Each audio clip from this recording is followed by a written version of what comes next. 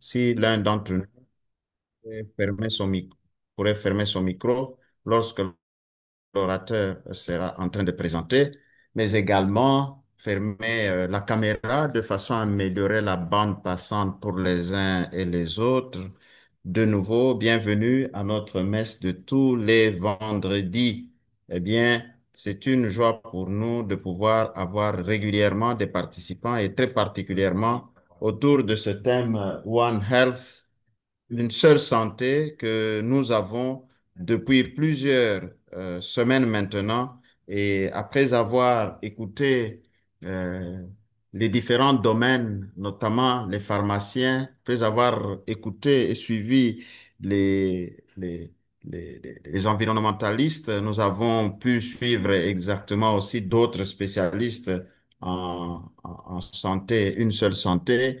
Cela nous a conduit à pouvoir aujourd'hui nous retrouver en face d'un agronome.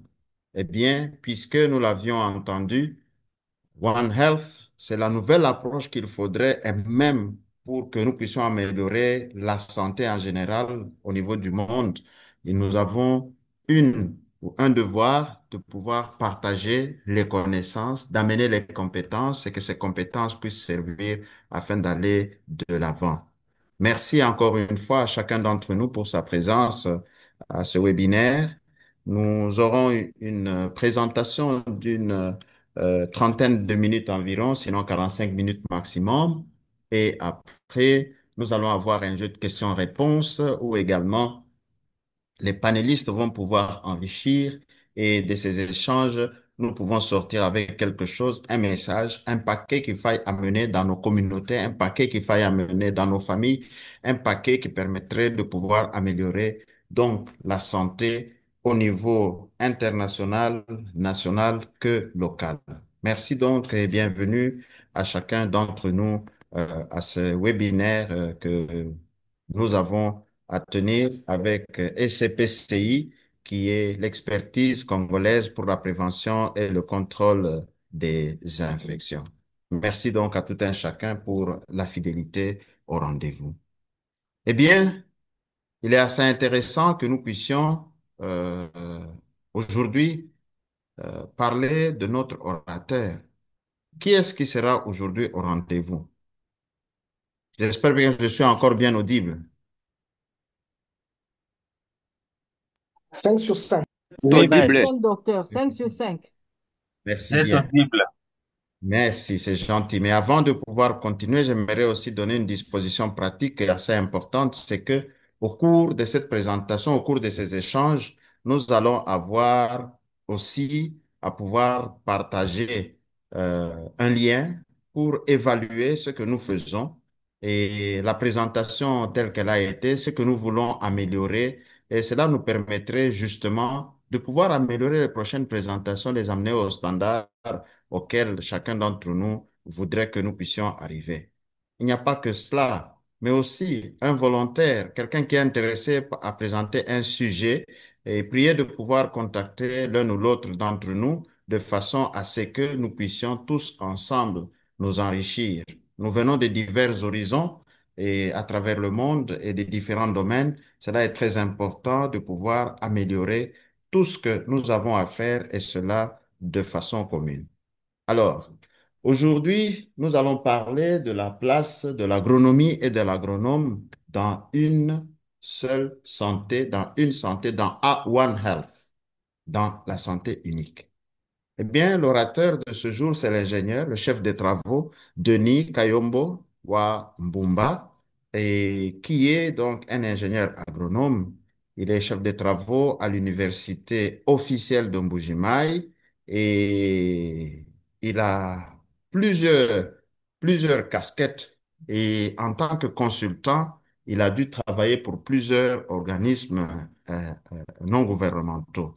Et non seulement cela, il a eu à avoir plusieurs formations et notamment une qui fait que nous avons le plaisir et le désir de l'avoir au milieu de nous, c'est que il a eu euh, cette facilité ou bien cette opportunité de pouvoir être formé en agroécologie. Eh bien, quand on entend agroécologie, c'est assez grand pour nous. Nous espérons qu'il pourra nous permettre de pouvoir comprendre assez ce que ça pourrait être. Donc, en dehors de cela, il appuie beaucoup de coopératives et beaucoup d'organisations paysannes à travers la République démocratique du Congo et cela fait de lui un homme de terrain à plusieurs titres et nous aurons à l'entendre davantage. Un fin recruteur des agronomes pour pouvoir améliorer beaucoup de choses au niveau de l'agronomie. Mais c'est lui-même qui nous parlera au fait de ce que ça veut dire la place de l'agronome et la place de l'agronomie dans une seule santé. Cela étant dit, pour ce que je n'ai pas pu dire, lui-même pourra nous le redire. Alors, les que sa présentation puisse être visible par tout le monde. Soyez le bienvenu, cher ingénieur, parmi nous. C'est un plaisir donc de vous avoir. Nous allons bientôt démarrer et la présentation va être placée pour vous. Sentez-vous à l'aise et vraiment soyez le bienvenu, comme tout le monde exactement aussi sur cette plateforme. Avec votre autorisation, nous allons vous accorder la parole et nous allons aussi partager votre présentation. Permettez. Et voilà. J'espère qu'elle est visible.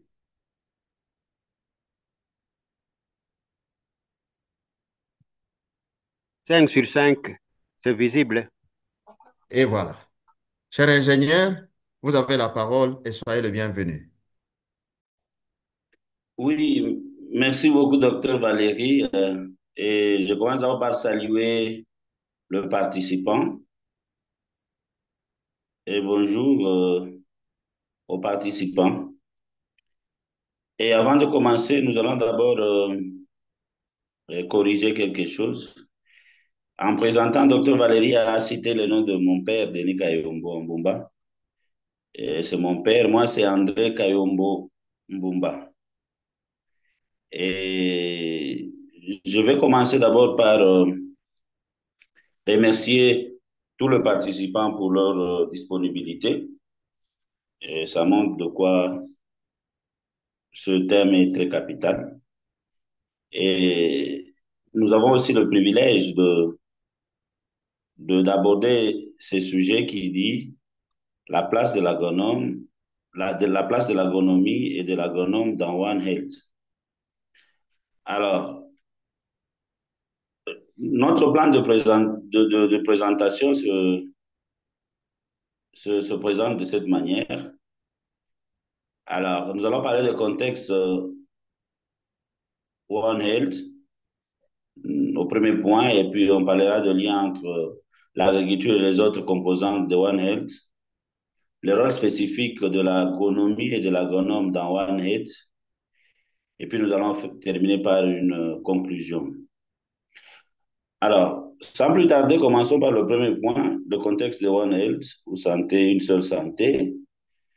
Dans le contexte de One Health, l'agronomie et les agronomes jouent un rôle crucial en assurant la santé des écosystèmes agricoles, en promouvant de pratiques durables et en réduisant les risques sanitaires liés à l'agriculture. Donc, nous avions tous suivi Dr Valérie quand il présentait.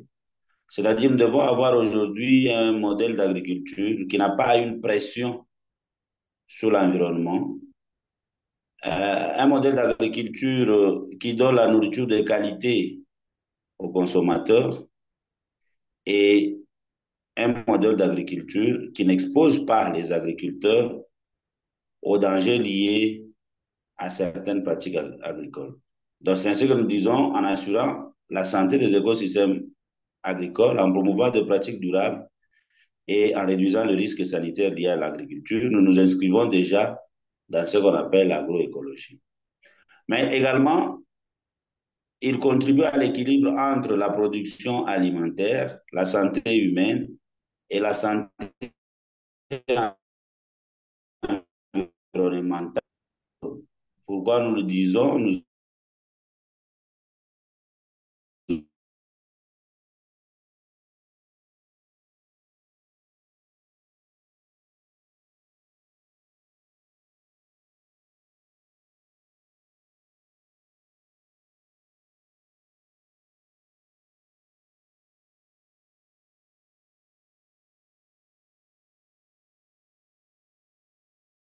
et qu'est-ce que nous devons également faire.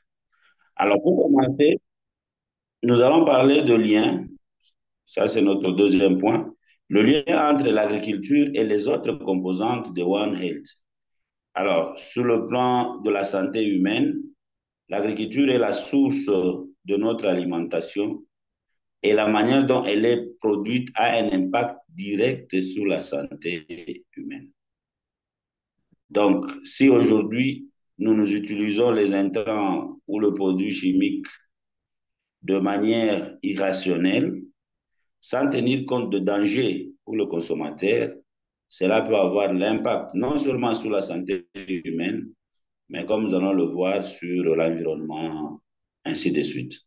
Alors, une agriculture durable peut améliorer la qualité de l'alimentation. Donc, nous voudrons une agriculture qui produit, donc une agriculture qui améliore la qualité de l'alimentation, c'est-à-dire une alimentation qui ne fait pas recours à certains produits chimiques, n'est-ce pas? Aujourd'hui, c'est comme nous le savons, il y a des OGM sur le marché. Aujourd'hui, il y a des produits qu'on a interdits, mais que les gens continuent à les utiliser. Nous allons voir le cas des thiodans. Les thiodans, c'est un insecticide qui est déjà prohibé. Mais aujourd'hui, les gens continuent à l'utiliser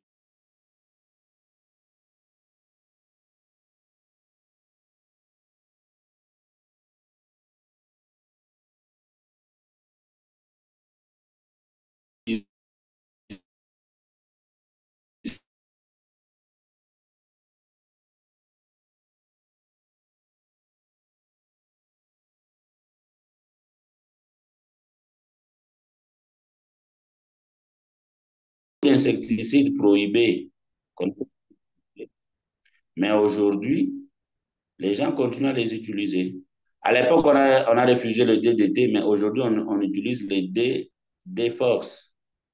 C'est un insecticide qui peut rester dans l'atmosphère pendant beaucoup d'années et créer des problèmes. Nous avons l'utilisation excessive de ces produits-là sans des mesures de protection et cela sans tenir compte du cycle de culture et peut créer des problèmes aux consommateurs. Alors, en plus de ça, nous avons aussi parlé de la propagation de maladies zoonotiques. Chez nous, c'est fréquent. Vous avez dans la même maison les chèvres, les oiseaux de basse-cour, ainsi de suite. Ça peut être des sources de propagation de certaines maladies.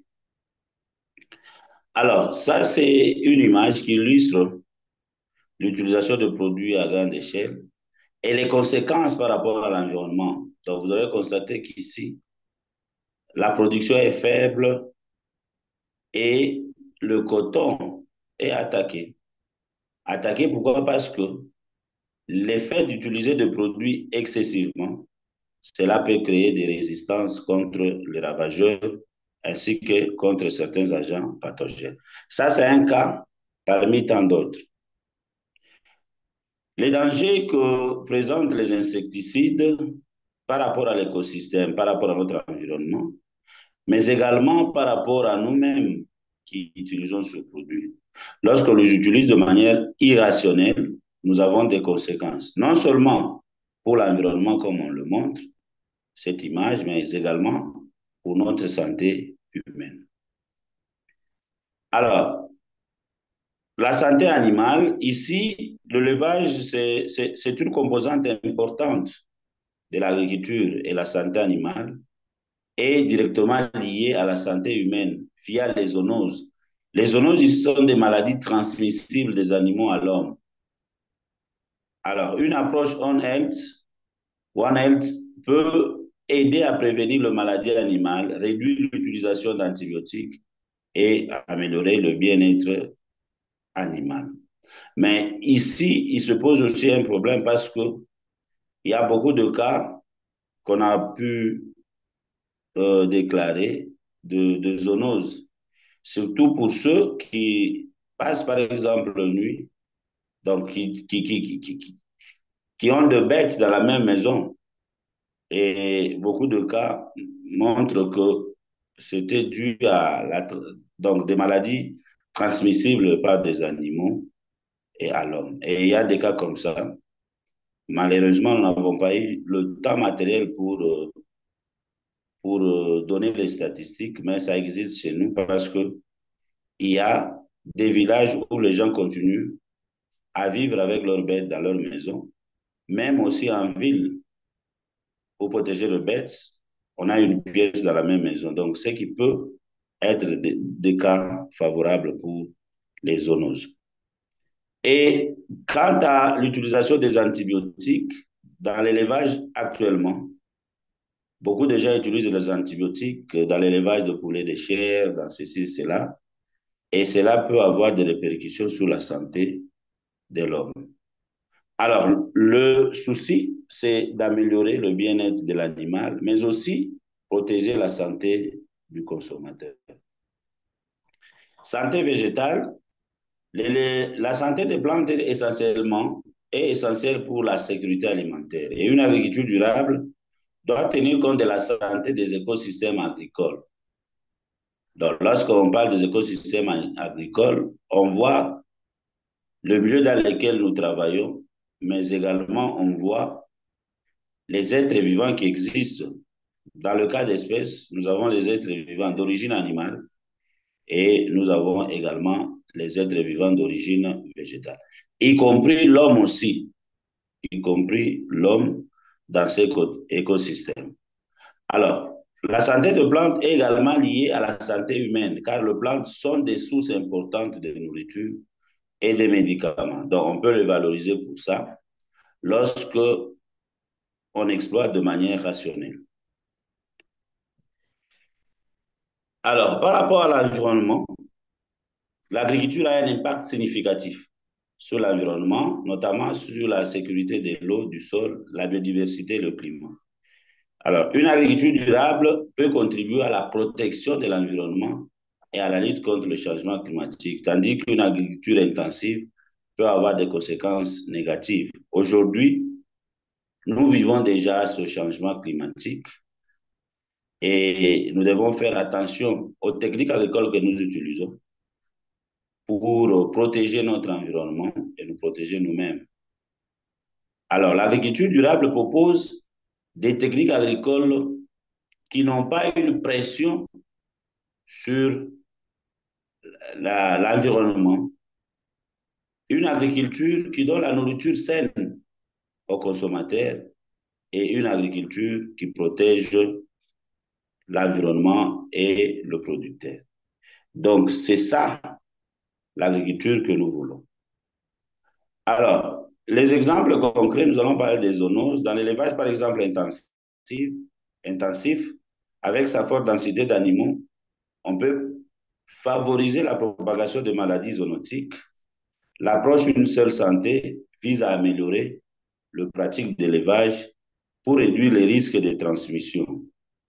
Donc, de modèles de construction des abris pour le bête, l'hygiène et l'entretien, ça peut être favorable pour limiter le risque de maladies issues des animaux. Ça, c'est l'image qui présente le cas des zoonoses. Et nous avons trois composantes. En fait, nous avons trois éléments. Nous avons l'environnement, nous avons les animaux et les hommes. Alors, vous allez constater que l'environnement, c'est le milieu dans lequel nous vivons, dans lequel nous exerçons nos activités. Est-ce que nous sommes en contact avec le bête? Nous dormons, par exemple, avec le bête. Est-ce que nous maintenons ces équilibres entre l'homme et l'environnement, entre les animaux et les hommes, et ainsi de suite? Alors, si nous voulons réduire ces cas de maladie, nous devons, n'est-ce pas, placer chaque chose à sa place et créer des équilibres pour ne pas être contaminé. Et ici aussi, nous devons voir comment la transmission de certaines maladies se réalise dans le cas toujours des zoonoses. Ça peut être par exemple les animaux sauvages, ça peut être des insectes vecteurs de certaines maladies, Ça peut être les animaux d'élevage ou des compagnies, par exemple notre chien enragé qui peut nous mordre et nous créer des problèmes, ainsi de suite. Donc nous devons faire tout pour éviter ce genre de transmission et protéger notre vie. Alors, nous allons maintenant aborder la question en rapport avec la résistance aux antibiotiques. Actuellement, l'utilisation excessive des antibiotiques est observée chez beaucoup de producteurs et beaucoup d'éleveurs. Et dans l'agriculture aussi, cela peut contribuer à la résistance aux antibiotiques, qui constitue un problème majeur pour la santé humaine. Mais dans l'approche une seule santé, nous encourageons l'utilisation plus prudente des antibiotiques dans l'agriculture et dans la médecine humaine. Donc aujourd'hui, dans l'élevage, on utilise certains produits pour protéger les animaux contre certaines maladies, mais il faut les utiliser avec beaucoup de prudence parce que ça peut être des sources aussi de contamination ou de problèmes, surtout en cas d'une résistance. Par rapport à la qualité de l'alimentation, l'agriculture peut influencer la qualité de l'alimentation, notamment en termes de valeur nutritionnelle et de présence des contaminants. Nous l'avons dit, si au moins nous pouvons revenir. Mais on peut donner un exemple. On donne un exemple de œufs que nous consommons aujourd'hui. Vous allez constater que pour ceux qui sont en Bujumaï sur le marché, il y a deux types d'œufs. On parle des œufs traditionnels indigènes ou des œufs améliorés. Mais vous allez constater que dans les œufs améliorés, il y a beaucoup de substances chimiques. Même la qualité organoleptique n'est pas appréciée chez beaucoup de gens. Ce qui fait que nous pouvons le consommer et si nous consommons en excès, ça peut être des sources de maladies. Alors qu'on peut valoriser les œufs qu'on appelle indigènes parce que là, il y a la qualité et c'est naturel. Mais la tendance aujourd'hui, c'est beaucoup plus la quantité et non la qualité. Beaucoup de consommateurs visent la quantité au détriment de la qualité. Alors, aujourd'hui, il y a des légumes qui portent de traces des produits et que nous continuons à consommer, surtout pendant la saison sèche où beaucoup de gens produisent le chou. Vous allez constater que dans beaucoup de cas, ils utilisent des produits, des insecticides, par exemple, interdits, et cela peut être aussi des sources de maladies. Or, dans la santé, la seule santé, nous devons, n'est-ce pas, beaucoup plus insister sur la qualité de l'alimentation, insister sur des valeurs nutritionnelles et non sur la quantité. Alors, une agriculture durable peut produire aussi des aliments plus nutritifs et moins susceptibles de contenir des substances nocives. Alors, par rapport à la biodiversité, la biodiversité que nous définissons comme diversité biologique est essentielle aussi pour la santé des écosystèmes, y compris des écosystèmes agricoles. L'agriculture peut contribuer à la perte de biodiversité, mais une approche, une seule santé peut encourager des pratiques agricoles plus durables qui préservent la biodiversité. Par exemple, nous devons éviter la déforestation, encourager par exemple le reboisement. Cela, c'est pour maintenir les équilibres dans notre milieu. Donc, la biodiversité est essentielle pour la santé des écosystèmes.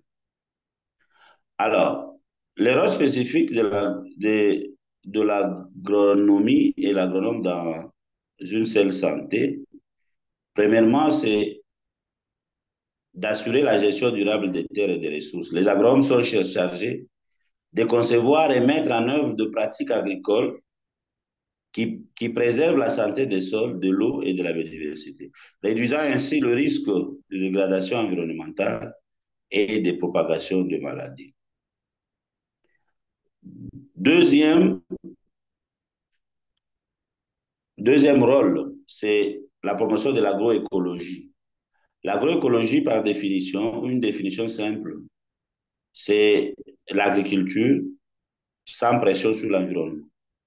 Donc ici, nous devons avoir des pratiques agricoles durables qui protègent l'environnement, qui protègent les consommateurs et qui protègent le producteur. Donc, il encourage l'adoption des systèmes agricoles plus diversifiés et résilients, basés sur le principe de l'agroécologie, qui favorise la santé des plantes, des animaux et des humains.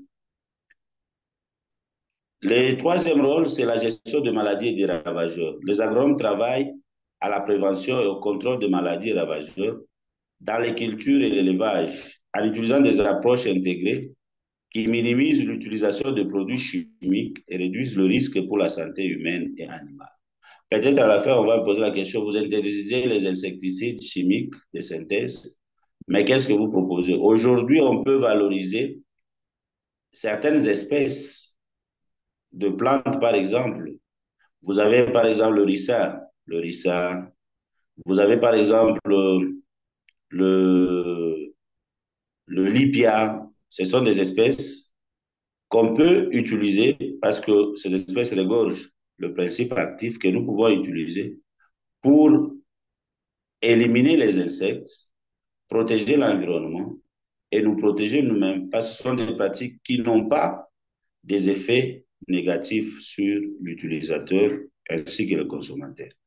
Donc, nous pouvons utiliser ces approches-là pour protéger les consommateurs, le producteur et notre environnement. Un autre rôle, c'est la sécurité alimentaire et la nutrition.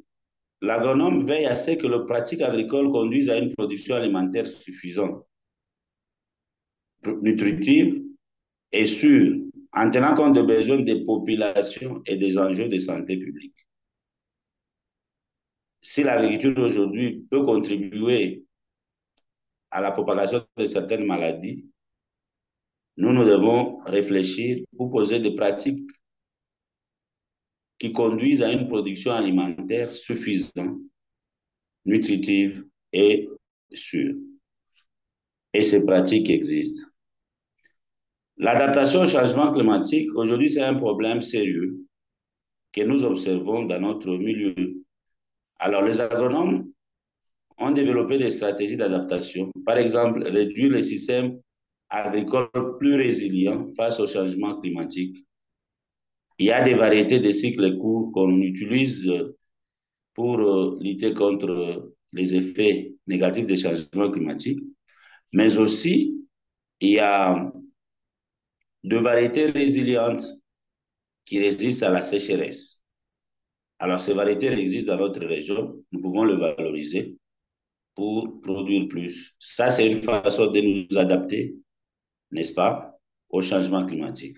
Réduire le risque de perturbation de la production agricole, de la production alimentaire et des propagations alimentaires, des propagations de maladies liées au climat. Parce que lorsque le climat change, les conditions qui peuvent être favorables pour certains agents pathogènes et pour certains ravageurs. Alors, nous devons faire tout pour réduire le risque de perturbation dans la propagation de maladies et dans la production alimentaire. Donc, ici, nous pouvons nous adapter au changement climatique. Il y a des techniques qu'on utilise déjà auprès des producteurs. Nous avons la formation et le conseil. L'agronome joue un rôle essentiel dans la formation des agriculteurs et des autres acteurs du secteur agricole, en les formant sur de pratiques durables et les enjeux d'une seule santé, et en les accompagnant dans leur mise en œuvre.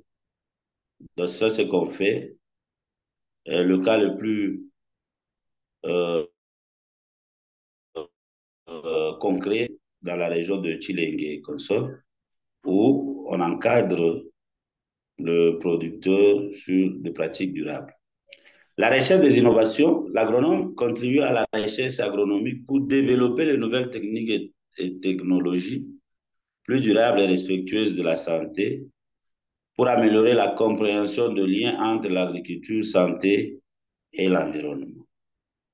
Donc, moi qui vous parle, c'est pratiquement mon domaine de recherche, je suis en train de réfléchir sur les alternatives à utiliser pour remplacer les insecticides en utilisant les plantes, les plantes qui ne posent pas de problème aux producteurs, qui ne posent pas le problème sur la santé de l'utilisateur, du consommateur et de l'environnement. En résumé, qu'est-ce que nous pouvons retenir? Nous retenons que l'agronomie et les agronomes sont acteurs clés pour faire le lien entre l'agriculture et les autres composantes de One Health en contribuant à la création des systèmes agricoles durables, à la prévention de maladies et à la promotion de santé. En conclusion, l'approche Une seule santé met en évidence l'importance d'une vision holistique de la santé, intégrant l'agriculture comme un élément clé de l'interaction entre la santé humaine, animale et environnementale. Selon l'encyclopédie du développement durable, une agriculture durable et respectueuse de l'environnement est essentielle pour rendre les objectifs d'une seule santé et garantir un environnement sain pour tous. Merci pour votre attention. Eh oui, merci beaucoup, cher CT, cher ingénieur, pour cette présentation aussi claire, concise et très instructive. Je dois d'emblée m'excuser du fait du saut des plages. Je suis allé plus vite que lui-même, ne me retrouvant plus. Je dois m'excuser donc à ce propos pour ce saut, mais la présentation sera donc partagée de façon à ce que chacun puisse essayer de la parcourir. Merci donc.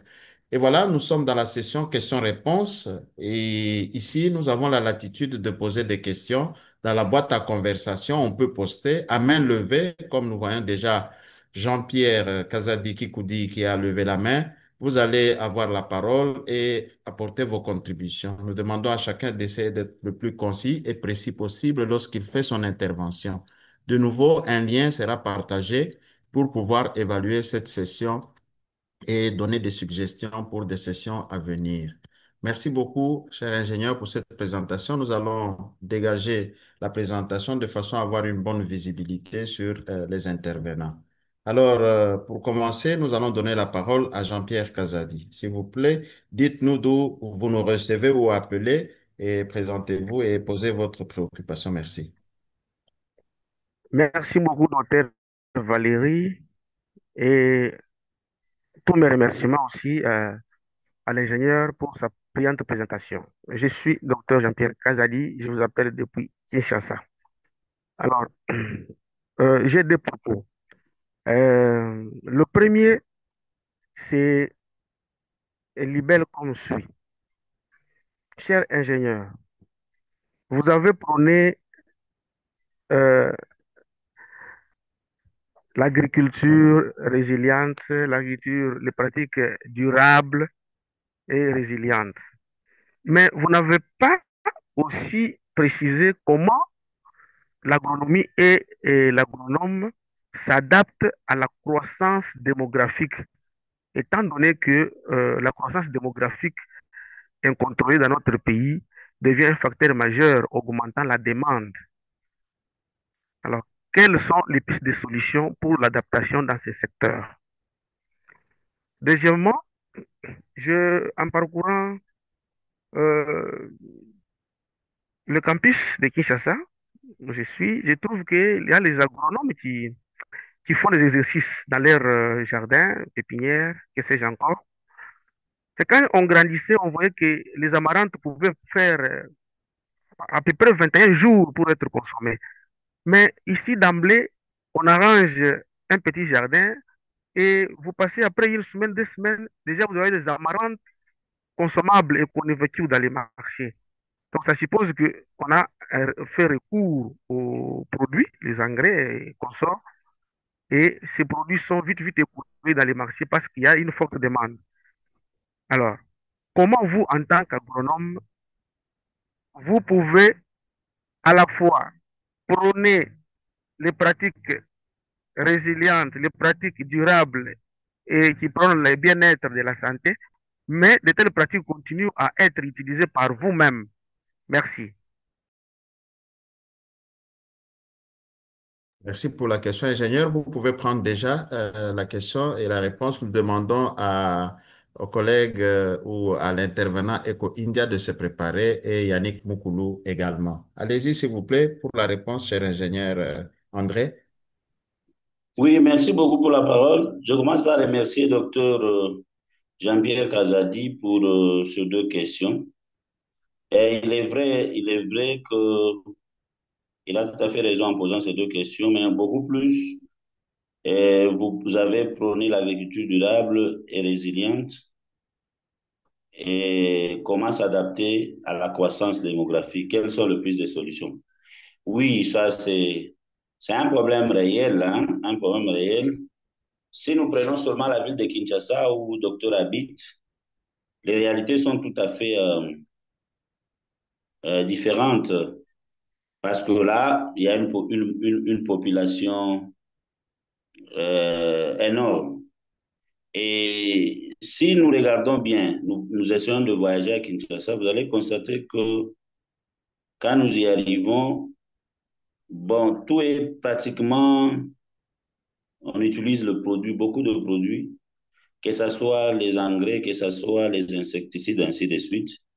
Ce qui fait que le légume que vous consommez à Kinshasa n'ont pas un goût, ce ne sont pas des légumes sur le plan nutritionnel qu'on peut recommander par exemple.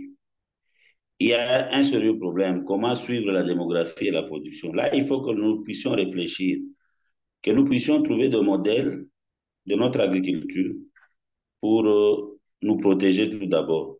Et aujourd'hui, il faut noter que notre agriculture réside d'autosuffisance alimentaire. On produit d'abord pour soi-même et on pense après aux autres. Nous ne sommes pas encore dans l'agriculture industrielle, ce qui fait que suivre la croissance démographique et la production, il est un peu difficile. Vous allez constater que notre production est toujours faible. Il faut recourir à d'autres pays pour combler la carence. Ça, c'est un problème. Nous n'allons pas demander aux gens de réduire des naissances, mais nous devons réfléchir sur quel type d'agriculture qu'il faut. Et surtout que notre agriculture, comme je viens de le souligner, est dite traditionnelle, l'agriculture d'autosuffisance alimentaire. Nous pouvons valoriser ce que nous avons à côté de nous pour produire suffisamment et aussi produire le légume, le produit agricole de qualité qui n'ont pas de problème pour la santé. Donc, je pense que les pratiques agricoles durables sont nécessaires pour nous actuellement. Et vous êtes médecin, vous savez que dans ce domaine-là, il y a aussi beaucoup de maladies aujourd'hui que nous développons qui n'ont pas existé hier parce qu'aujourd'hui, on veut utiliser le produit chimique. Le cas que vous avez soulevé pour l'amarante, c'est vrai. Hein, ce sont d'ailleurs des produits, les légumes, d'une façon générale, sont des produits à cycle court. Mais aujourd'hui, il y a aussi des variétés. De 2 semaines, vous avez la production.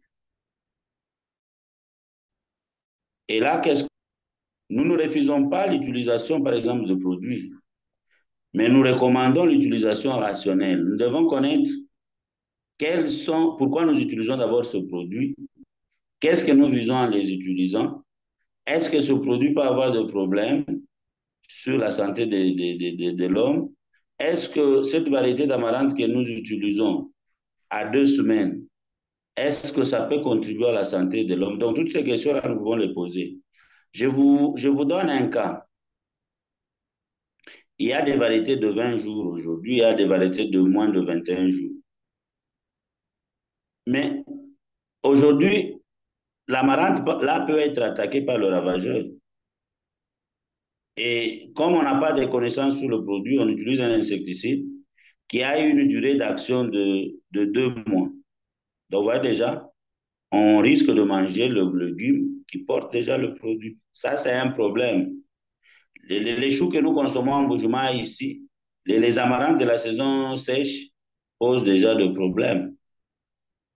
Et ce sont des choses que nous observons. Je pense que l'agriculture durable peut faire l'objet de réflexions. Nous devons avoir notre modèle de l'agriculture qui sauve des vies. Donc, pour conclure, qu'est-ce que nous allons dire à propos de vos deux questions? C'est-à-dire que nous devons nous mettre ensemble pour réfléchir qu'est-ce qu'on doit faire. Ça doit commencer du sommet jusqu'à la base. Aujourd'hui, bien sûr, nous voulons manger, mais qu'est-ce que nous mangeons? Donc, c'est, je pense, ce que je peux donner comme élément de réponse à ce niveau. Merci beaucoup, cher ingénieur. Donc, nous retenons que utiliser les produits rationnellement, mais également il y a des espèces qui sont à croissance rapide et à maturation rapide, qui n'ont rien à voir avec l'utilisation des produits et qu'il faudra certainement encourager et pousser vers l'avant et à ce moment-là agir de façon concertée. Merci vraiment pour vos orientations. La main levée de Eco India. Nous allons prendre deux personnes et après Eco, Eco PCI Oui, et Yannick Moukoudou. À vous, s'il vous plaît. bonjour, bonjour, docteur Valérie, c'est Eco Pascal. Oh, C'est Pascal, moi, oui. oui, oui. C'est l'hôte de la réunion, voilà pourquoi c'est écrit Eco. OK, merci. Merci beaucoup, je suis Pascal Tezangui, je suis ingénieur agronome. Premièrement, je salue et je félicite mon aîné, l'ingénieur André, pour sa brillante exposé. Alors, j'ai une petite question, mais avant la petite question, j'ai un petit ajout. J'ai un petit ajout par rapport au sujet que nous sommes en train de traiter ces derniers temps, les One Health. Alors, j'aimerais insister sur l'importance du sujet du fait que j'ai déjà travaillé dans un projet comme étant laborantin dans un projet de USAID avec le Food for the Hungry à Bukavu. Alors, nous étions en train d'étudier les interactions environnementales avec la croissance des jeunes enfants en RDC via le projet Baby Wash. Alors, nous étions en train d'analyser au laboratoire le... Nous étions en train d'analyser les substrats. Les substrats, peut-être le sol, la nourriture que le ménage utilise à la maison. Parfois aussi, nous utilisions les matières fécales pour voir la présence et la concentration des entéropathies environnementales qui affectent l'intestin et qui sont les agents causals à travers les bactéries, notamment les bactéries pathogènes comme les Escherichia coli, les Salmonella, les Campylobacter et les Clostridium. Alors, notre étude avait amené à une conclusion que les entéropathies environnementales affectent vraiment la santé et la croissance des jeunes enfants en milieu rural, en milieu rural. Cette étude a été faite au Bangladesh. Nous avons aussi implémenté au site Kivu, bien qu'on n'a pas fini la deuxième phase pour avoir des conclusions beaucoup plus probantes. Mais on voit que l'environnement joue un rôle essentiel dans One Health. Alors, c'est un domaine vaste qui nécessite des études, des recherches supplémentaires. Voilà un peu ma contribution. Alors, par rapport à la petite question que j'avais à notre orateur de ce jour, alors, j'aimerais savoir, ingénieur André, que faire pour contourner l'utilisation des pesticides chimiques et des engrais chimiques face aux produits naturels, aux produits que nous pouvons fabriquer nous-mêmes qui ont montré leur insuffisance par rapport à leur mode de capacité. Alors, parfois, on peut utiliser des produits naturels pour lutter contre les insectes. Par exemple, les piments est utilisé, le tabac aussi est utilisé, mais il s'avère que souvent ces produits naturels présentent des limites par rapport à leur action sur les bactéries. Et quelqu'un qui a investi beaucoup d'argent trouve que son champ est détruit.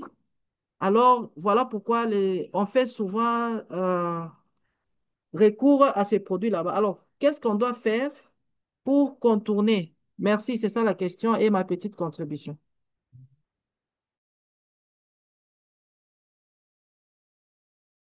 Merci beaucoup pour votre intervention. Yannick,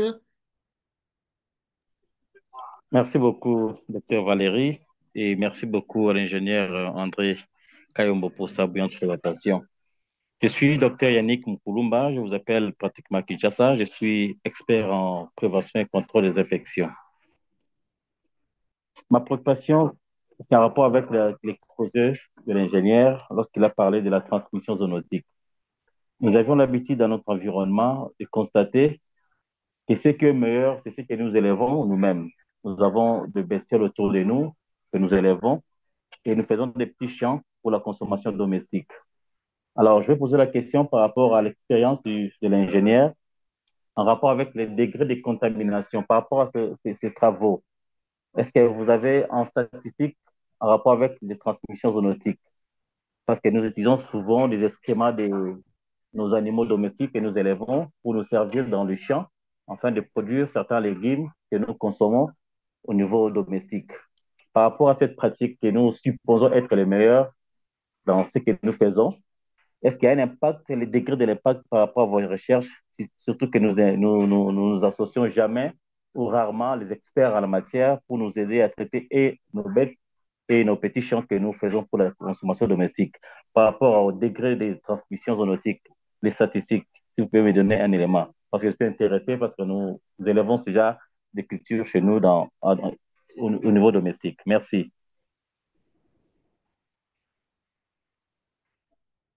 ingénieur, merci docteur pour les questions. Merci ingénieur Pascal pour les questions. À vous, s'il vous plaît, ingénieur, pour les réponses. Oui, merci beaucoup pour la parole. Je commence par remercier les deux intervenants pour leurs questions. Surtout saluer la contribution de l'ingénieur Pascal et la question du docteur Yannick. Oui, l'environnement joue un rôle très capital, comme vous venez de le dire. Ça, c'est une contribution de taille. Alors, il y a un problème. Il y a un problème. Lorsqu'on parle de l'agriculture durable, nous avons parlé de l'agriculture intégrée aussi.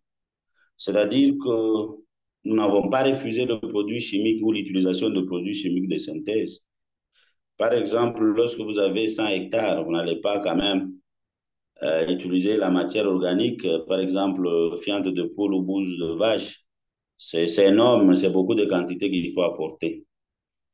C'est ça même la limite de pratiques agroécologiques. Mais ces pratiques sont favorables pour notre modèle d'agriculture actuellement.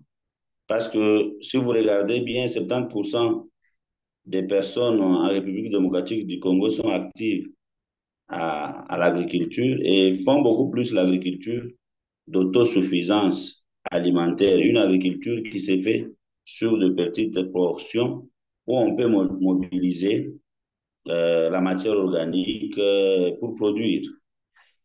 Et il en va de même aussi pour le biopesticide, par exemple, avoir l'extrait de piment, avoir l'extrait à queue de feuille de ricin. Ce sont des pratiques qui sont favorables pour de petites portions, mais sur de grandes échelles, il y a des limites. Ça, il faut l'avouer. Mais lors de notre exposé, nous n'avons pas refusé l'utilisation de produits chimiques de synthèse.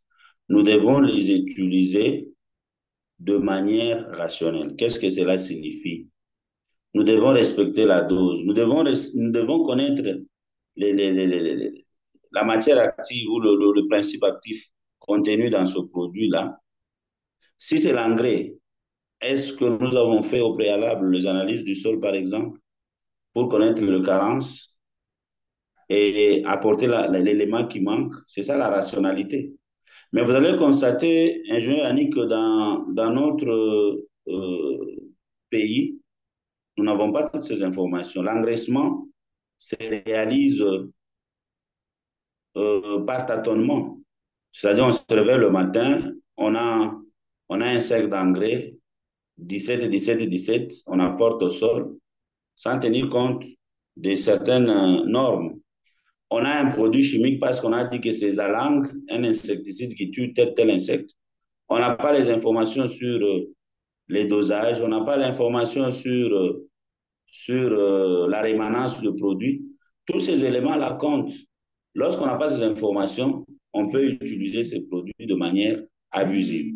Et cela peut avoir des répercussions sur l'environnement et sur la santé. Donc ici, nous recommandons, euh, nous recommandons l'utilisation rationnelle de produits chimiques, mais valoriser aussi les espèces végétales que nous avons, comme biopesticides et comme aussi matière organique. Alors, pour le degré de contamination, je l'ai dit dans mon exposé, nous n'avons pas eu beaucoup de temps, hein, suffisamment de temps pour, euh, pour apporter ces informations-là. Mais ces informations existent. Ces informations existent et nous pouvons vous le partager. Ça existe. Et si vous les cherchez, c'est mieux de voir chez nous, on peut le trouver au ministère, fait, à l'inspection de l'agriculture. Il y a un bureau qui est chargé de ça, ou au ministère de pêche et l'élevage aussi. Donc, je peux vous trouver les statistiques. C'est ça ce qui a fait défaut. On n'a pas eu le temps matériel pour avoir ces données-là, mais ça existe. Oui, ce que vous faites déjà, c'est bon à la maison quand il faut utiliser la matière organique pour nos petits jardins. Mais là aussi se pose un problème. Il se pose un problème dans la récolte de cette matière, dans l'utilisation. Lorsqu'on utilise par exemple les excréments, on peut le laisser pendant un temps. Il faut recycler cette matière organique et le recycler, c'est-à-dire le laisser en place pendant un temps pour libérer certains éléments qui sont néfastes, qui peuvent être néfastes, et les utiliser à un niveau convenable, de sorte que, en les enfouissant dans les sols, la plante trouve déjà ces éléments-là en décomposition et peut croître et se développer. Mais vous allez constater que chez nous, par exemple, on prend cette matière, on enfouit directement dans les sols. Non, il faut passer par le recyclage. Alors, il y a des techniques, soit vous créez votre compostière à la maison, ça peut être un trou où vous mettez pendant une période le temps de se décomposer complètement et libérer les éléments pour la plante. Cette pratique-là, c'est une bonne pratique. C'est une pratique qui s'inscrit déjà dans l'agriculture durable. Mais comment utiliser ces matières-là, c'est un problème. Parce que lorsque nous les utilisons mal, ça peut être des sources de contamination pour nous-mêmes. Nous les constatons, par exemple, en Bujumaï. Si vous êtes voisin d'un monsieur qui élève le porc, vous n'êtes pas à l'aise parce que les odeurs que cette porcherie dégage, ça peut aussi être une source de maladie. Mais si nous avons des techniques pour valoriser cette matière organique, je pense que ça peut être utile pour nos jardins et nous pouvons consommer par exemple le légume qui ne posera pas de problème à notre santé. Merci beaucoup. Je pense que j'ai essayé de répondre à vos deux préoccupations. Et merci beaucoup, ingénieur. Par rapport à celle de l'inefficacité des produits naturels que nous utilisons, vous avez abordé une partie. Je voulais un peu savoir, dans la profondeur de ce que l'ingénieur Kézangué a posé, et Pascal a posé comme question, c'est de savoir, par exemple, s'il y a des produits qui sont pesticides, insecticides, mais en utilisant, par exemple, ceux qui sont naturels et qui arrivent à montrer leurs limites. Que suggérez-vous? Oui, on les fait. C'est ça. Ma thèse est basée sur ça.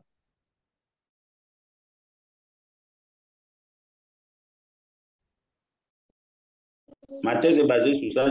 Dans ma thèse, j'utilise trois espèces végétales.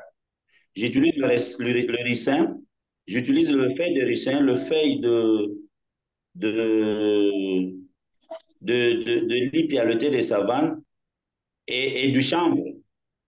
Peut-être ça peut vous étonner, j'utilise du chanvre comment? Alors, les résultats jusqu'à ce niveau sont très, très, très intéressants. On peut les utiliser, vous savez, le niébé, c'est une culture qui est très, très attaquée au Kassai oriental. Mais lorsqu'on utilise ce produit comparativement aux produits chimiques de synthèse, il n'y a pas de différence. Donc, au moment opportun, nous allons partager ces informations-là. Donc, on l'utilise déjà et avec certains organismes sur place et on réfléchit sur ça pour accompagner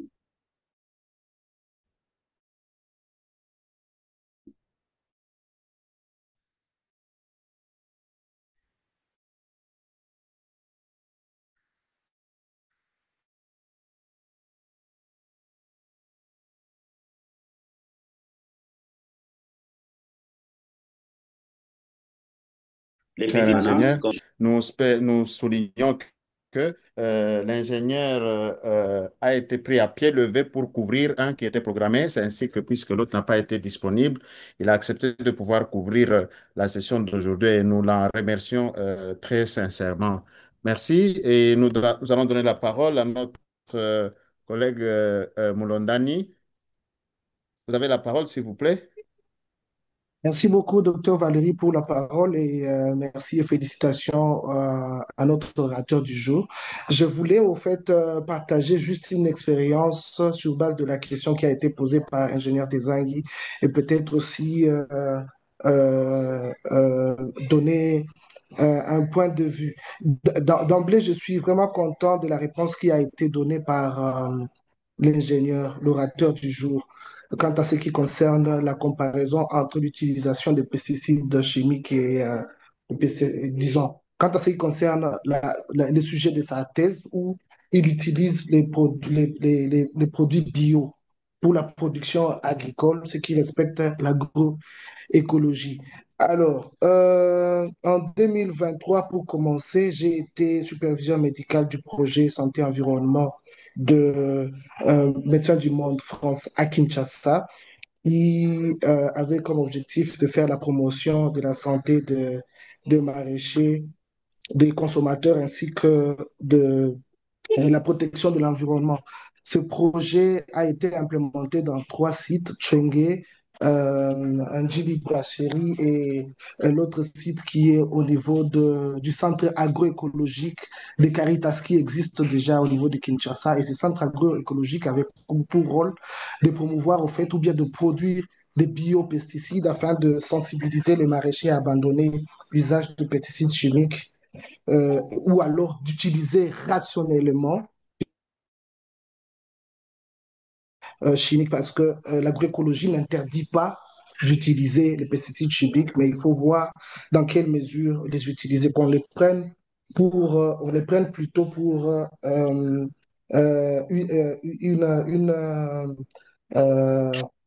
comment je voulais dire, une solution de dernier recours.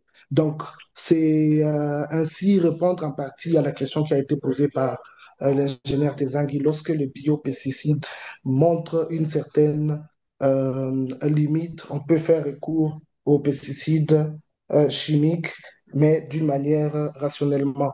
Et dans notre projet, en fait, c'était question pour sensibiliser ou bien rendre possible notre action, il a été question d'approvisionner les biopesticides à moindre coût au travers des différentes boutiques d'intrants qu'on avait implémentées dans le site. Et aussi, on a facilité l'accès des maraîchers aux soins de santé. Et on leur avait donné aussi quand même les équipements de protection individuelle parce qu'en utilisant ou en manipulant ces différents produits, que ce soit chimiques ou bien que ce soit comme biologique, certaines personnes peuvent manifester des signes parce que ces produits les exposent à différentes maladies, entre autres des maladies cutanées, des maladies ophtalmologiques, des troubles digestifs. Ils peuvent aussi développer des affections du système nerveux. Hein. Et donc, on donnait. Et je pense que dans cette étude-là, c'est dans ces projets, parce que moi, j'ai quitté un peu pour rejoindre l'est du pays où je suis actuellement, et après, euh, voilà, j'ai abandonné donc le projet. Je suis très content On est d'être là. nourri aujourd'hui par l'ingénieur qui nous Au a revoir. parlé de sa thèse, de comment lui, il utilise les biopesticides. Il pense que l'action est aussi le même que les résultats qu'on pourrait avoir si on utilisait les pesticides chimiques. Dans le Bien, même bien. cadre, à Kinshasa, à Kinshasa, il y avait aussi des prévus dans le cadre de la mise en œuvre du projet qu'on fasse une étude. Ça veut dire on choisit deux champs, toujours dans le centre agroécologique de Kinshasa qui est managé par Caritas. Il y a deux champs où dans l'un, on va utiliser les pesticides chimiques et dans l'autre, on utilise les pesticides biologiques. On produit, on fait la même culture et on essaie un peu de vérifier les résultats quant à ce qui concerne la quantité de la production et la qualité évidemment, parce que les maraîchers ou les agriculteurs, lorsqu'ils font recours au tiodan ou à d'autres produits, ils visent aussi la qualité visuelle de leur production. Ils se disent qu'avec les tiodan, par exemple, ou avec d'autres produits, les légumes qu'ils produisent sont d'une couleur qui attire les clients, sans pour autant savoir que c'est les exposer au danger. Donc, je suis vraiment très, très ravi d'apprendre que le professeur, que l'ingénieur André Kayombo soit en train de travailler sur une telle pratique qui pourrait nous aider dans le cadre de One Health. Et peut-être pour finir, juste une question. Est-ce que l'ingénieur André Kayombo serait en contact avec d'autres acteurs qui sont par exemple à Kinshasa et qui travailleraient dans le même sens pour peut-être essayer de comparer les études, essayer de voir les résultats des uns des autres? Merci. Je peux avoir un drap. Merci beaucoup, cher docteur, ingénieur. Merci et nous sommes très heureux aussi de vous savoir doctorant dans le domaine et nous espérons bien que vos recherches nous permettront d'avoir davantage à vous. Oui, merci beaucoup, docteur Valérie, pour la question. Je pense que ce que docteur Moulondani a dit, c'est vrai. C'est vrai parce que j'ai eu à faciliter ça aussi à Moujma et avec Enabel. Et ce sont les résultats de Caritas, c'est SO fin, c'est ça? Ils avaient mis au point une vidéo que nous avons facilité sur place lors d'une manifestation appelée, Maman, appelée Festival alimentaire. Donc, je vois avec le professeur de la faculté de sciences agronomiques à Kinshasa, euh, on a toutes ces informations-là. Et ce qu'il a dit, ça rencontre pratiquement ce que nous venons de dire. Et pour ça, je tiens à les féliciter parce que c'est la réalité de terrain de Kinshasa. Alors, les acteurs de Kinshasa, oui, nous sommes en contact avec les chercheurs de l'Université de Kinshasa.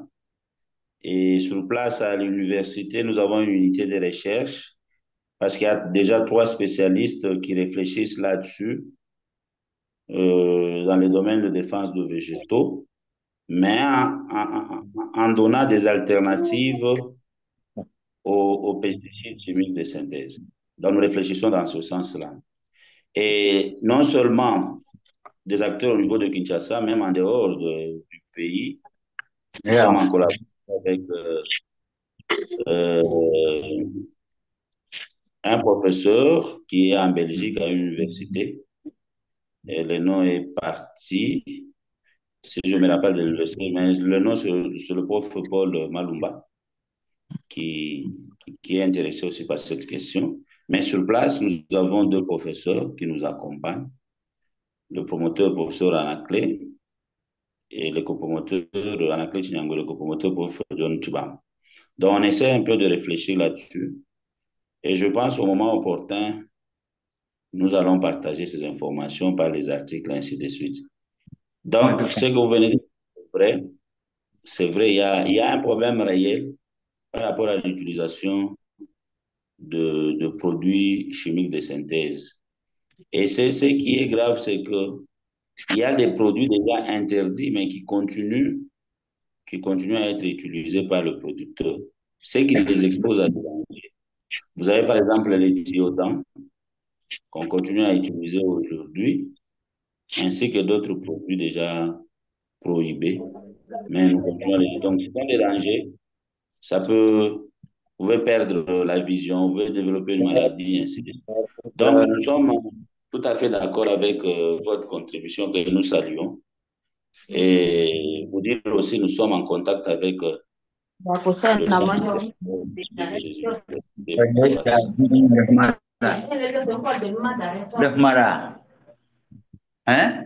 S'il vous plaît, chers participants, comme la vie, nous vous prions de fermer le micro.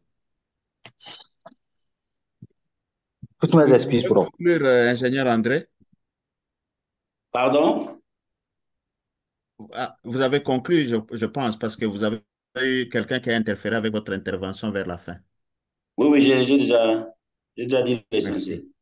Merci. OK. Merci. Nous donnons la parole à Numbi Dassil et nous soulignons que les collègues qui ont demandé le partage de l'étude qui a déjà été faite sur l'impact sur les enfants pour être partagé, il a bien partagé ses coordonnées. L'ingénieur Tezangui Pascal qui vous lit va pouvoir partager s'il a des informations disponibles. Alors, chers collègues Numbi, allez-y s'il vous plaît, présentez-vous et d'où vous nous appelez. Merci beaucoup, Monsieur Valéry, et merci à l'ingénieur pour ces connaissances qu'il partage avec nous. Et je suis Dassi Leno Numbi, infirmier d'État, et je suis auditeur au Master One Health à l'Université de Lomé. Euh, j'ai été très content des présentations, mais j'ai eu une inquiétude par rapport à l'utilisation non autorisée de certains pesticides dont a parlé le présentateur.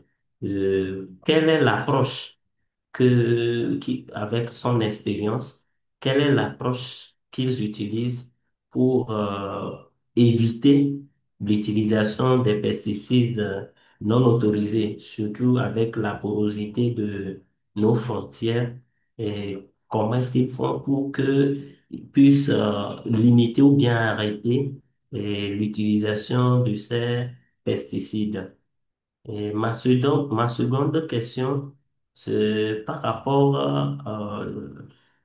à l'utilisation des œufs. Dans la présentation, il avait parlé des œufs traditionnels, qui sont des œufs supposés non euh, contaminés ou bien non, qui sont des œufs normaux.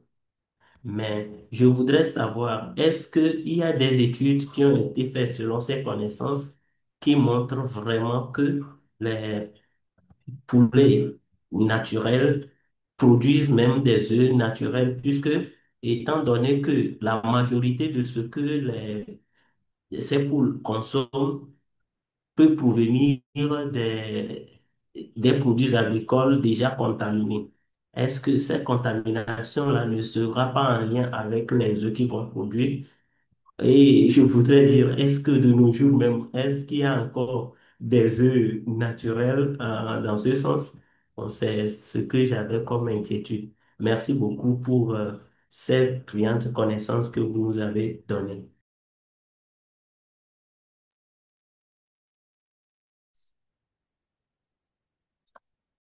Merci beaucoup pour la question ou pour les différentes préoccupations. Cher ingénieur, Merci. À vous. Oui, merci beaucoup, docteur Valérie.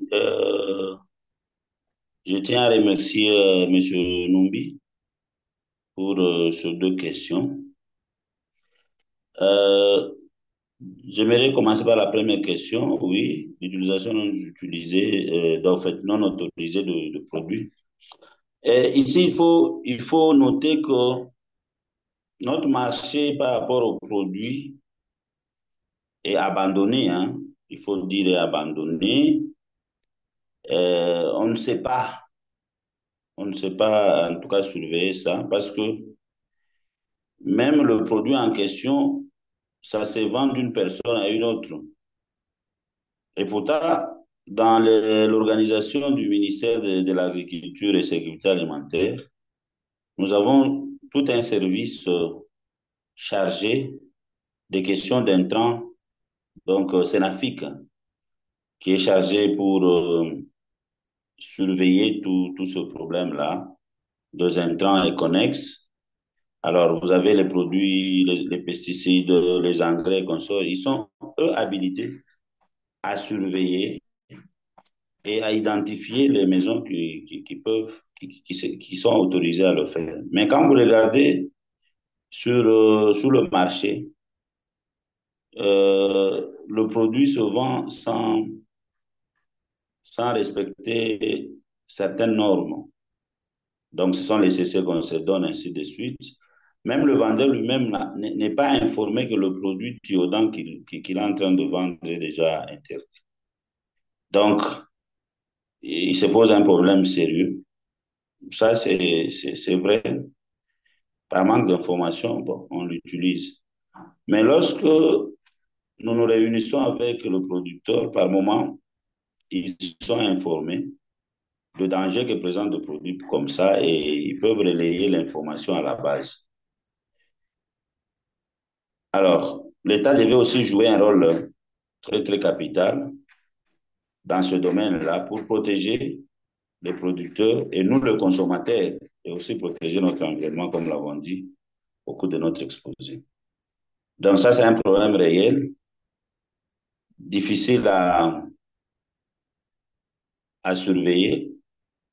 Donc, il faut que les gens se mettent ensemble, réfléchissent pour voir comment faire. Il en va de même aussi pour de maisons pharmaceutiques, hein. Donc, il y a un peu ce désordre-là. Alors, la deuxième question, oui, vous savez, dans notre contexte, la poule mange dans la nature.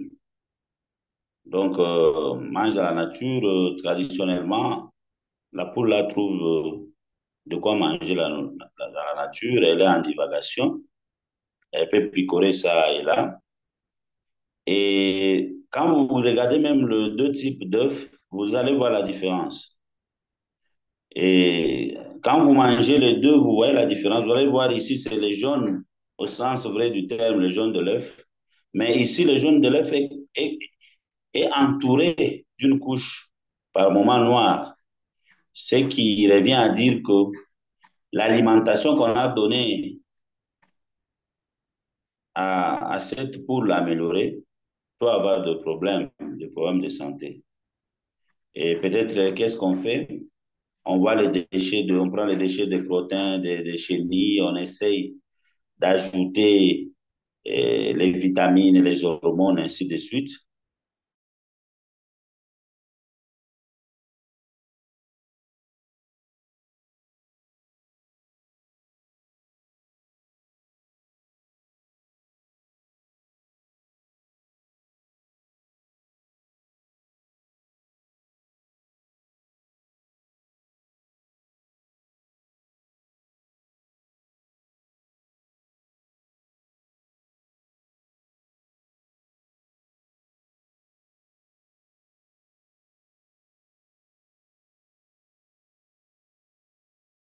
Pour sauver les consommateurs.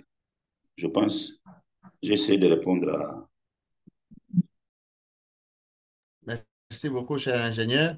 Et il y a une question pour vous dans la boîte à conversation où il est demandé euh, n'est-il pas donc de la responsabilité ou du rôle de l'agronome pour pouvoir élaborer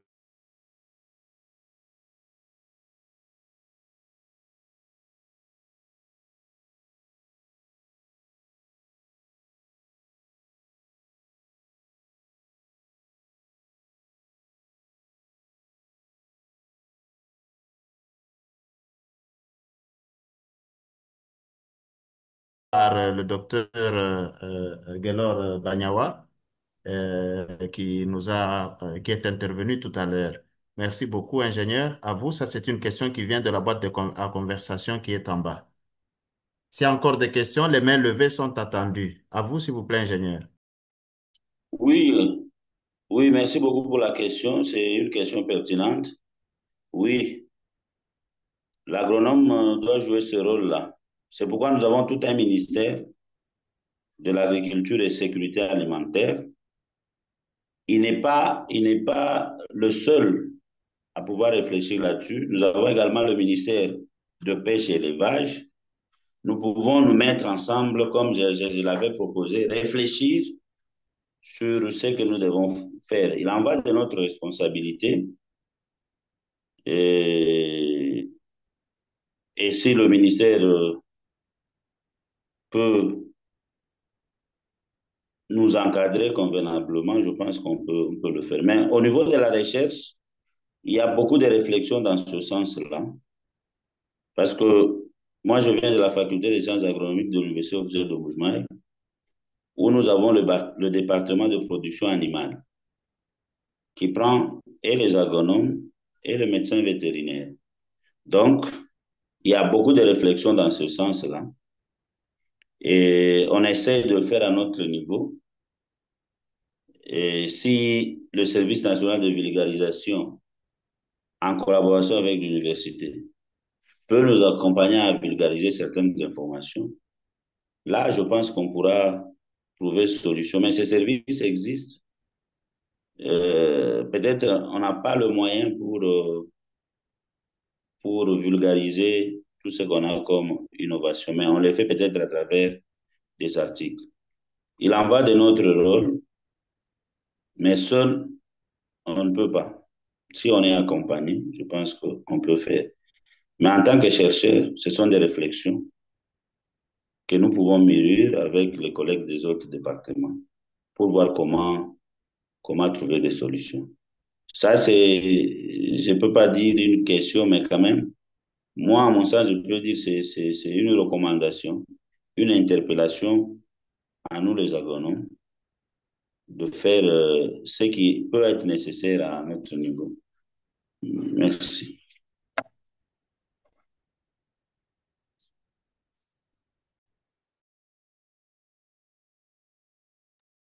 Allô? Merci bien, ingénieur, pour cette belle réponse et aussi pour votre engagement à pouvoir prendre le taureau par les cornes par rapport à l'utilisation des OGM. Je ne sais pas s'il y a encore des questions, main levée, Oui, ou je vois une question dans la boîte à conversation qui vient d'entrer. En attendant, nous demandons aux collègues, OK, on dit ceci, bonjour ingénieur qui travaille sur les effets de l'environnement sur la santé des enfants, prière de partager. Cela, il a déjà été répondu. Nous allons pouvoir le partager. Alors, cher professeur Guy Kwame, vous avez la parole, Oui, s'il vous plaît. bonjour. Donc, c'est Bonjour. docteur, hein, c'est pas professeur. Bonjour, oui, bonjour docteur, à vous. Merci beaucoup. Ah, merci aux collègues agronomes. C'est juste une contribution. C'est vrai que je suis vétérinaire, mais mon cheval de bataille actuellement, c'est la contribution de la santé des plantes dans le One Health. Comme vous le savez, c'est beaucoup négligé. Voilà pourquoi la semaine dernière, j'ai beaucoup insisté là-dessus. Alors, j'ai travaillé il n'y a pas très longtemps avec un organisme en Côte d'Ivoire. Je voudrais juste vous faire le résumé de ce que nous avons discuté là-bas et c'est exactement ce que le collègue vient de présenter. nous avons trouvé que quand on parle de santé des plantes, il y a deux grands axes. Nous avons résumé sous forme de quantité et de qualité. Quand on parle de qualité, c'est la qualité des produits. Je veux parler de la sécurité sanitaire des aliments. Et comme nous l'avons dit depuis là, la qualité, la sécurité sanitaire des aliments, ça fait surtout appel aux résidus que nous avons dans ce que nous mangeons. Pour cela, le collègue ingénieur vient de le dire, cela va depuis l'importation des produits euh, phytosanitaires jusqu'à l'assiette du consommateur. Théoriquement, l'agronome et tous ceux qui sont, parce que de même que la semaine dernière, on a insisté que le médecin, c'est tous ceux qui sont autour de la santé humaine. Ici aussi, l'agronome, ça sera tous ceux qui sont autour de la santé des plantes, y compris les scientifiques. Donc, eux, ils vont intervenir depuis l'aéroport ou le port, les points d'entrée, jusqu'à l'assiette du consommateur. Il faut que les ingénieurs agronomes et leurs collègues soient le long de toute cette chaîne. Hein? Ce n'est pas seulement à l'importation. Ça a quitté l'importation, ça vient sur les marchés. Oui, où est-ce qu'on vend? Comment est-ce qu'on vend? Ensuite, ça va chez le planteur ou le fermier. Qu'est-ce qu'il en fait? Ensuite, ça va au restaurant. Ben, est-ce que ces produits ont été conçus dans de bonnes conditions? Ça aussi, c'est important. Donc, l'ingénieur va intervenir depuis l'arrivée des produits phytosanitaires jusqu'à l'assiette, jusqu'à ce que nous consommons. Mais il ne s'agit pas seulement de la consommation humaine, il s'agit également de la consommation animale et de l'impact, bien sûr, sur l'environnement. Ça, c'est l'aspect euh, sécurité sanitaire des aliments, c'est-à-dire la qualité de ce que l'agronome nous propose. Le deuxième aspect, c'est l'aspect quantité. Oui, la sécurité alimentaire est du domaine de l'agronome. Voilà pourquoi le ministère de l'Agriculture, on met bien ministère de l'Agriculture et de la sécurité alimentaire. Parce que si nous avons faim dans un pays, c'est eux qui sont responsables de cela. Pour cela, ils doivent se charger de la quantité d'aliments qu'on met à notre disposition. Je prendrai ici l'exemple d'une maladie virale qu'on appelle Ebola du manioc.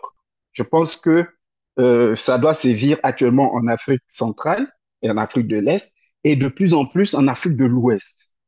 C'est une maladie virale. Quand ça arrive, ça peut détruire 100% de la production. En Côte d'Ivoire, si cela se développait, je me demande comment les Ivoiriens mangeraient leur attiéké. Ou bien vous, là-bas, comment est-ce que vous allez manger votre foufou? Donc, l'aspect recherche est capital. Il faut que les agronomes mettent en œuvre tous leurs moyens techniques pour que ce genre de maladie ne se développe pas. Bien sûr, il y a les rongeurs, il y a les pestes qui interviennent, mais aussi ce genre de maladie des plantes qui fera que nous ne pourrons pas bénéficier de nos cultures. Voilà, pour ne pas aller plus loin. Bon, bien sûr, il y a l'aspect laboratoire, c'est très important. Il y a, j'allais oublier, la notion de régulation. Nos amis agronomes dans l'administration, ils ne doivent pas faire seulement de la figuration, c'est eux qui doivent défendre la cause des agronomes et prendre les lois, participer aux lois et aux régulations au niveau de nos administrations. Valérie, merci beaucoup de m'avoir donné la parole. Oui, merci beaucoup. Il y a le docteur Valérie qui m'avait contacté en Oh, me disant pardon. qu'il va s'absenter un peu. Mais merci en tout D'accord. cas beaucoup pour l'intervention. Moi aussi, à un moment, je n'étais pas vraiment très concentré. Je ne sais pas si c'était une question à l'orateur du jour ou bien il y avait juste un ajout par rapport à tout ce qui a été dit avant. Moi, c'est une contribution. Alors, merci beaucoup pour la contribution. Je pense qu'il n'y a plus d'autres questions qui sont restées en suspense. Je vais vérifier un peu dans les chat box. Je crois que toutes les questions ont été abordées en termes de réponse par l'orateur du jour.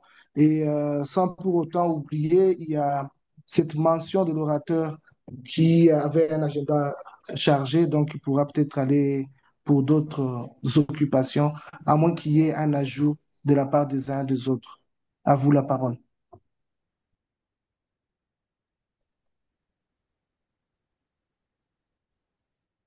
Oui, ingénieur André Kayombo, vous voulez dire quelque chose? Oui, je voulais saluer l'intervention de docteur Kwame. Je pense que c'est ça, hein? Ça, C'est le bien nom, je ça. sais. Oui, en tout cas, merci beaucoup pour votre contribution. C'est ça, en principe, en quelque sorte, ce qu'on devait faire. Je suis bien d'accord avec vous. Peut-être, oui,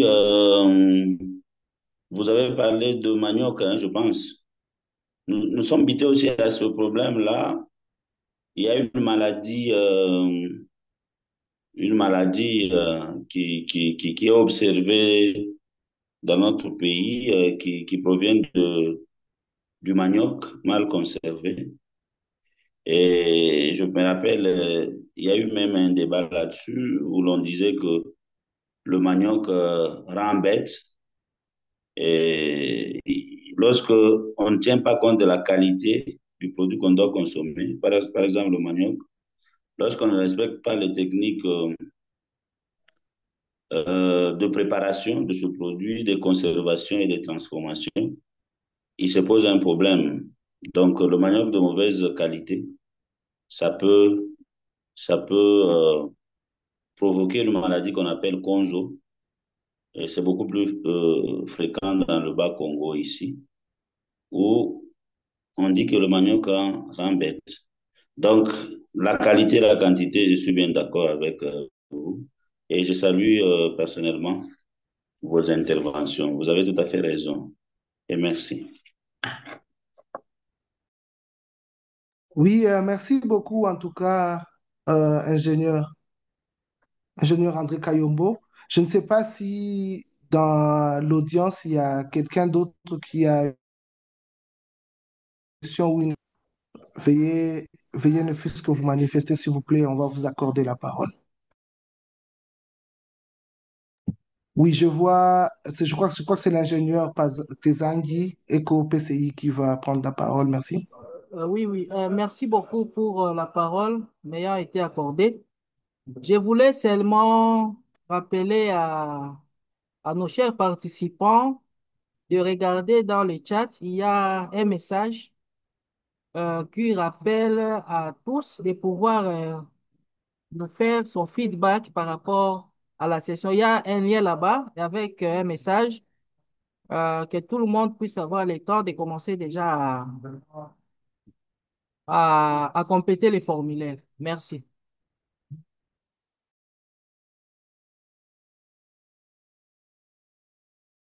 Voilà, merci beaucoup, ingénieur, pour cette répétition, cette remarque importante. Donc, veuillez, s'il vous plaît, cliquer sur les liens et donner les informations par rapport aux points positifs et points négatifs qu'il faudra améliorer dans les jours qui viennent. Est-ce que quelqu'un dans l'audience a quelque chose à dire? Oui, je vois la main levée de Dr Numbi Dassil, à moins que ce soit une main qui a été oubliée, mais au cas où vous avez quelque chose à dire, je vous accorde la parole. Merci beaucoup. C'est pas docteur Dassileno, c'est infirmier Dassileno.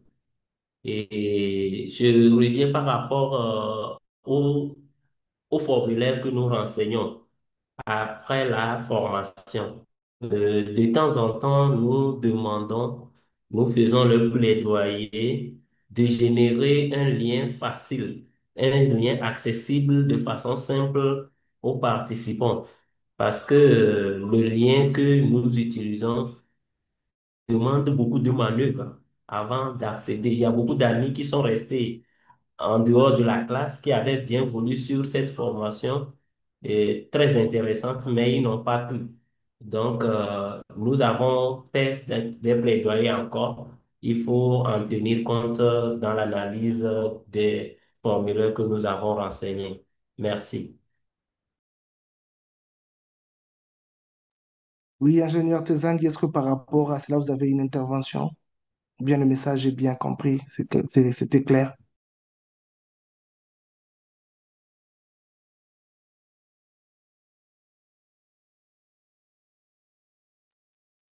Oui, ingénieur Tezangi, est-ce que vous nous entendez? Oui, oui, j'ai bien capté la préoccupation de notre participant, mais j'aimerais souligner que nous avons vraiment pris une initiative pour rappeler à chaque fois, si le participant est enregistré sur notre forum WhatsApp, vous allez remarquer que à chaque fois, je fais un rappel, je partage une vidéo didactique pour aider les gens en difficulté de pouvoir savoir comment se connecter. C'est simple et c'est pratique. Il s'agit seulement de le faire. On a remarqué que beaucoup de participants aiment la facilité. Ce n'est pas mauvais, mais c'est aussi facile ce lien-là parce que le programme que nous sommes en train de faire, c'est un programme en consortium avec ECHO et c'est ECHO India qui nous aide sur le plan technique de pouvoir arriver jusque là où vous êtes pour vous connecter. Donc, nous devons suivre le principe et toute la feuille de route pour se connecter. Je, je partage toujours la vidéo et si vous suivez la vidéo, c'est simple. Et même quand vous entrez dans le lien, c'est simple. C'est comme si vous étiez en train de vous connecter sur Facebook ou Gmail. C'est presque la même chose. Donc, quelqu'un qui a déjà un peu de l'habitude pour se connecter, il peut toujours se connecter. Donc, nous vous appelons seulement d'avoir un peu de la patience lorsque vous êtes en train de manipuler et que ne pas vouloir sauter les étapes. Mais à part ça, nous envoyons aussi un lien direct parce qu'aujourd'hui, j'ai envoyé 2 fois un lien direct. Si vous voyez dans les chats, c'est dans les chats que nous pouvons atteindre tout le monde. C'est difficile pour moi de commencer à répondre en privé à beaucoup de messages alors que je suis en train de tenir la technique. Donc, je vous prie chaque fois de vérifier les chats. C'est là où nous partageons toutes les informations, toutes les préoccupations sont gérées là-bas. Merci beaucoup. Oui, merci beaucoup, ingénieur Tezangi, pour cette précision, cette information. Chers participants, nous venons de réaliser déjà 1h20, si je ne m'abuse, de cette pratique de partage au sujet sur un sujet très important dans One Health, où nous avons une intervention de l'ingénieur André Kayombo qui nous a parlé sur les rôles de l'agronomie et de l'agronome dans One Health et nous remercions beaucoup pour sa brillante présentation de ce jeu. Alors, sans pour autant tarder, je pense qu'il n'y a plus de questions de part et d'autre. Je voulais aussi rappeler et insister que dans notre groupe WhatsApp, je venais de partager à 2 reprises le lien pour permettre de recevoir les feedbacks des uns et des autres afin de nous améliorer dans les sessions qui viennent. N'hésitez donc pas à cliquer sur les liens et renseigner vos informations en termes de feedback par rapport à la session que nous avons organisée aujourd'hui. Pour d'autres questions qui concernent la technique par rapport à nos collègues, ingénieur Tezangi pouvoir répondre, continuer à répondre dans les groupes WhatsApp et au besoin peut-être pourra organiser une session Zoom où on lancera peut-être une vidéo et on sera en train de configurer ou d'enregistrer les participants dans notre plateforme iEcho, de manière à ce que tout le monde puisse avoir une information par rapport aux activités de chaque vendredi, aux activités qui cadrent avec les présentations de chaque vendredi et que tout le monde puisse avoir accès aisément à notre session de webinaire pour pouvoir participer Donc, merci beaucoup, très chers participants, pour vos, pour votre participation active à ce jour. Donc, je vais pouvoir remettre la parole à l'ingénieur Tezangui pour conclure la session d'aujourd'hui au nom des IECO. Merci beaucoup. Oui, merci beaucoup. Nous disons merci à tous les participants et participantes. Nous sommes toujours disponibles. Si vous avez des préoccupations, n'hésitez pas à nous contacter même en privé. Et les conseils que je vais donner, c'est de toujours vérifier notre groupe WhatsApp parce que c'est là où nous partageons toujours des mises à jour, des informations qui sont là-bas. Alors, donc, c'est un peu ça. Nous vous disons merci pour cette session et j'espère que tout le monde a déjà cliqué sur le lien pour remplir les formulaires de feedback. Et je n'ai plus rien à dire, à ajouter. Je vous souhaite un heureux week-end dans vos endroits respectifs. Merci.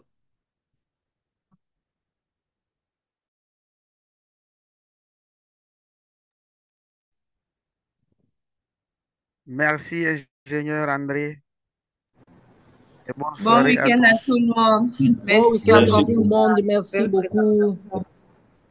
pour votre disponibilité.